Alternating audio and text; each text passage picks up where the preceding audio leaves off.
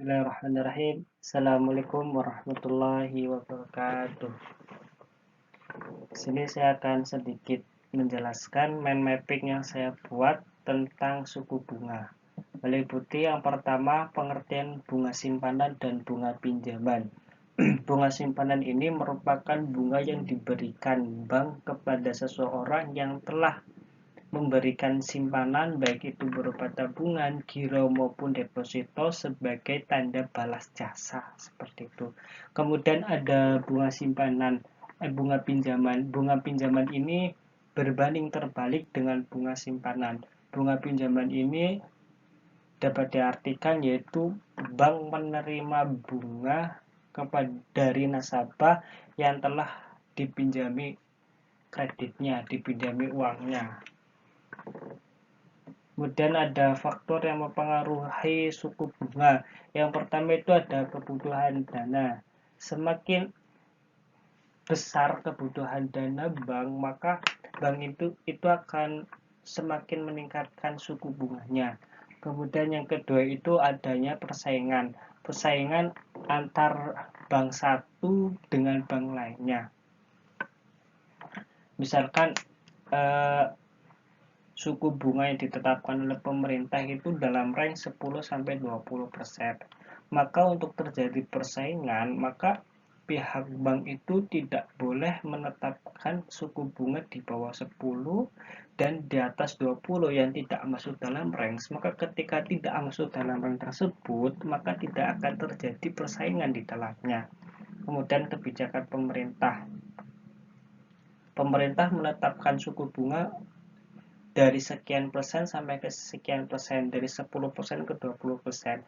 Maka pihak bank itu harus mengikuti kebijakan pemerintah itu. Jangan sampai di bawah terlalu bawah, misalkan menjadi 5% dan di atas ke atas itu nggak bisa, misalkan 25% nggak bisa. Kemudian target laba yang diinginkan.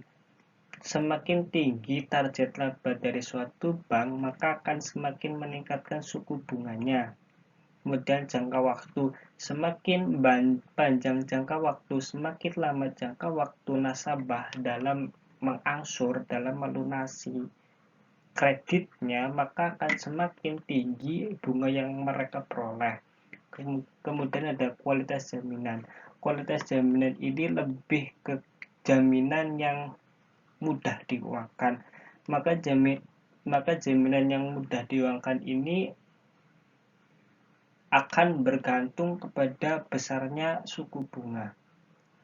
Ketika kualitas jaminan ini bisa mudah diuangkan, maka akan semakin rendah bunga yang mereka peroleh. Begitu juga sebaliknya.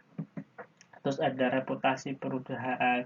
Benefitnya suatu perusahaan juga berdampak pada besarnya suku bunga mereka. Maka semakin bonafit perusahaan, maka bank ini berani meningkatkan suku bunganya, berani menetapkan suku bunga yang tinggi karena mereka yakin bahwa bisa melunasi dengan bunga yang tinggi. Kemudian ada produk yang kompetitif dan ada hubungan baik. Hubungan baik ini misalkan lebih ke hubungan internal antara pihak bank dan juga misalnya pemilik perusahaan. Misal berkerabat sudah lama, maka di dalamnya akan terjadi negosiasi untuk menetapkan suku bunganya berapa, seperti itu. Dan ada komponen dalam menentukan bunga bank. Yang pertama, total biaya dana atau cost of fund. Ini merupakan total biaya yang dikeluarkan bank untuk memperoleh simpanan, baik itu berupa tabungan, baik itu berupa giro maupun berupa deposito. Biaya operasi. Besarnya komponen dalam menentukan bunga bank itu sangat bergantung pada biaya operasi. Semakin besar biaya operasi bank, biaya operasional bank, misal untuk perawatan fasilitas, untuk perawatan lain-lain, itu biaya operasinya semakin tinggi, maka bank itu akan menetapkan suku bunga semakin tinggi pula. Kemudian cadangan resiko kredit macet, laba yang diinginkan ini semakin tinggi laba yang mereka inginkan, maka semakin tinggi pula mereka dalam menetapkan suku bunga.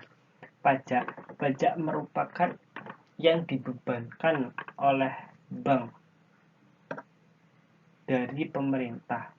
Semakin besar pajak yang pemerintah tetapkan, maka semakin tinggi pula pihak bank ini dalam menentukan bunga bank. Yang kedua, jenis pembebanan suku bunga kredit. Yang pertama ada sliding rate, ada floating rate, dan ada floating rate. Sliding rate itu angsuran setiap bulan itu cenderung menurun, berbeda dengan floating rate yang setiap bulan itu angsuran tetap. Dan ada contoh soal, saya ambil persis sama yang dengan punya Bu Azizah, yaitu PT Songalet telah memperoleh persetujuan fasilitas kredit dari Bank Mitras senilai 60 juta, jangka waktu 1 tahun atau 12 bulan. Ini wajib dikonversi dalam bulan untuk perhitungannya. Bunga dibebankan sebesar 24% setahun. Di samping itu, PT Sungai Liat juga dikenakan biaya administrasi sebesar 350.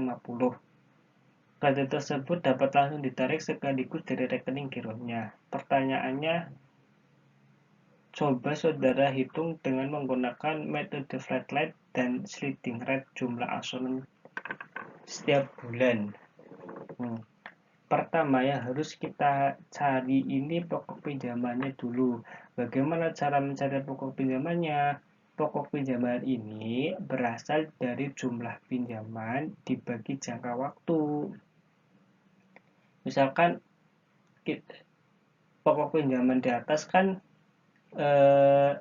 jumlah pinjamannya 60 juta dibagi jangka waktunya 12 bulan, maka 6 juta dibagi 12 bulan, maka pokok pinjamannya itu 5 juta. Kemudian setelah ketemu pokok pinjaman, kita menghitung besarnya bunga per bulan.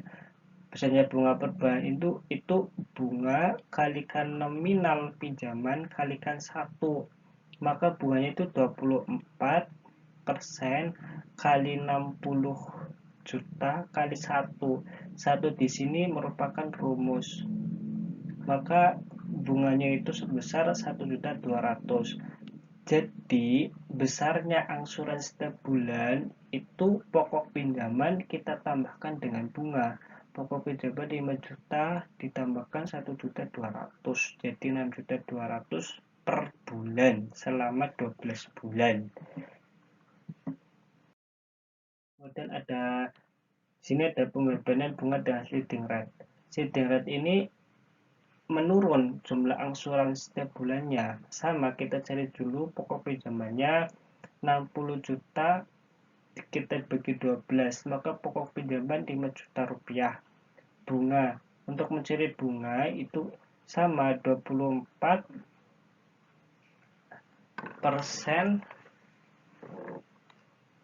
kali jumlah pinjamannya dibagi 12.